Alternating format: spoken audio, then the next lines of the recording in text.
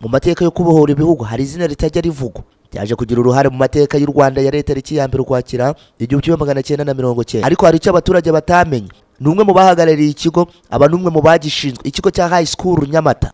Yavutse ryari, yavukiye hehe, yitabye Imana ryari? Uyu yitwa Colonel Steven Ndugute ariko wamenyekanye ku kazina akati afande kaliso liso abamu bamenye ya kaliso liso amanya g'amatuufu ya afande Ndugute. Ariko amateka n'inyandiko bigiye kutwibutsa amateka y'intwari y'u Rwanda Colonel Steven Ndugute 1959.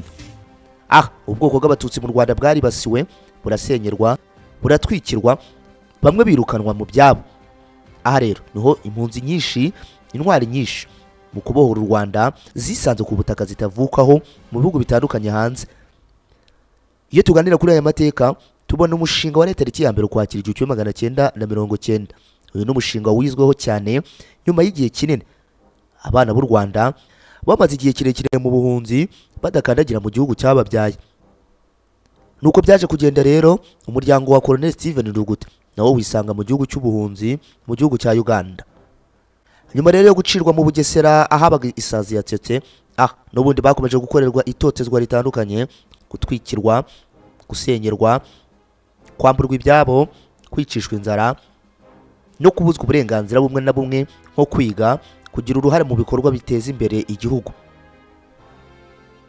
Rero koko umuryango wa Steven Ndugute baje kwisanga bari mu rugendo ruberekeza mu gihugu cya Uganda mu buhunzi. Ibigwi bya Colonel Ndugute rero bageze mu gihugu cya Uganda nibwo byatangiye kumenyekana, aho yaje gushinga umutwe w'ingabo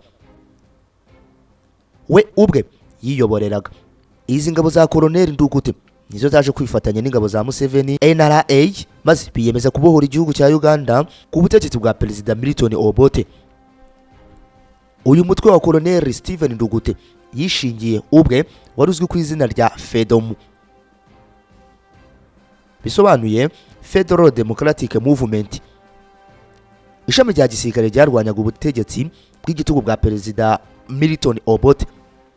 Uyu yari umwe mu basirikare ba Steven Ndugute babanye nawe mu ishyamba rya Uganda. Yitwa Sergeant Joseph Sentongo. Asobanurirwa n'amateka bya Steven Ndugute nk'umwe mu babanye muri iki gisirikare cya FEDOM. Kubanga ffe okazali yali komando, kubanga yali komando omutuufu ddala ti waliwo sekirungi kudda nnyo mabega nnyo. Ffe tetwamanya obutakanya bwabwe n'afande n'enkwanga najja waffe kutifuusa we mawokotaawo. Yalumbibwa afande Segujja ng'ava Mukono ekyaggwa eno yali zooni kamanda. Bali twasalanga zooni tetwakolanga gundi bino litakizaabangamu naye nga yabeerenga division nga zooni. Kati ng'ate afande kaliisoliiso banasobola tuzaako ng'atuulako abasanda ayikomandi yaabwe. Kati ajja wano emawokota n'esikooti kwaye n'esikooti abantu nga 11 bonna bali. Nyuma yo kwihuza n'igisirikare cya Museveni NRA baje kubohoza igihugu cya Uganda mu 1987.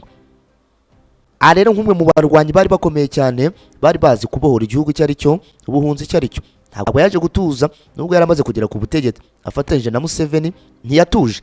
Yaje kwihuriza hamwe n'abandi banyarwanda batandukanye maze biyemeza nabo gukora urugendo ruberekeza mu gihugu cyabo cyababyaye.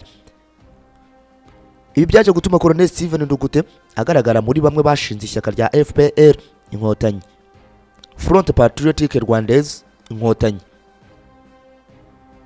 Colonel Steven Ndugute wari uzwi cyane mu bijyanye n'ubuhanga mu gutegura urugamba rwo ku butaka paka ageze ku ntsinzi. Yamenyekanye ku kazina ka Papa Mike na Zero Delta.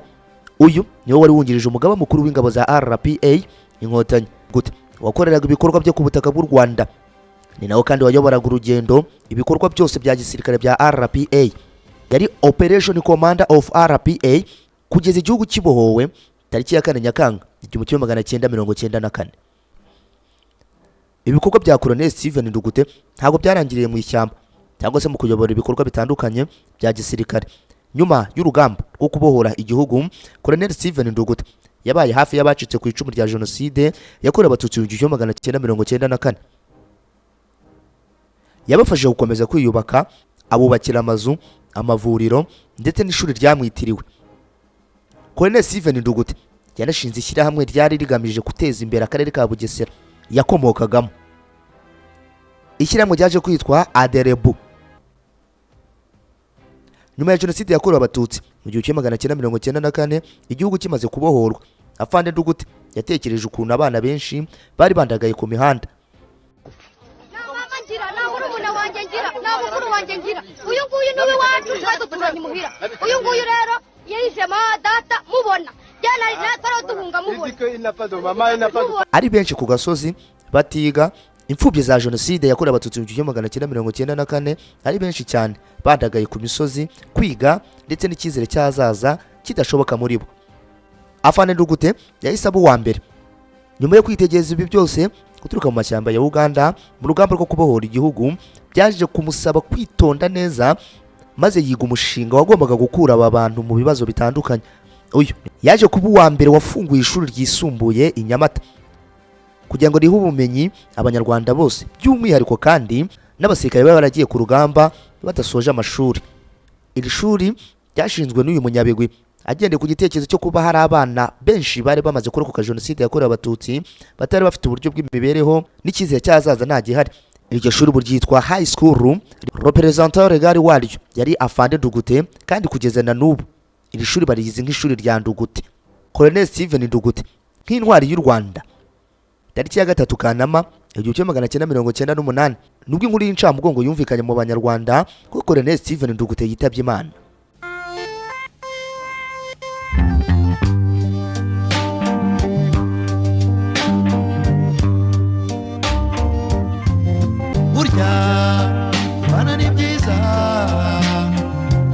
Intwari y'u Rwanda yasize abana 5, abahungu 3 n'abakobwa 2. Benshi mu bamenye ko Colonel Steven Ndugute by'umwihariko abasirikare yayoboraga ku rugamba bamuhamiriza ko ari we wari imena cyane muri operasiyo zitandukanye zo kwirukankana umwanzi, kandi akagaragazwa nk'umwe mu bari bafite ubunararibonye bwo kuyobora ingabo za RPA ku rugamba. Colonel Steven Ndugute hamwe nabo bari bafatanyije bari mu bantu bacoye ikarita neza cyane yagombaga gushyira ku iherezo urugamba rwari rwatangiye tariki ya 1 Ukwakira 1990, maze tariki ya 4 Nyakanga 1994 urugamba rushyirwaho akadomo.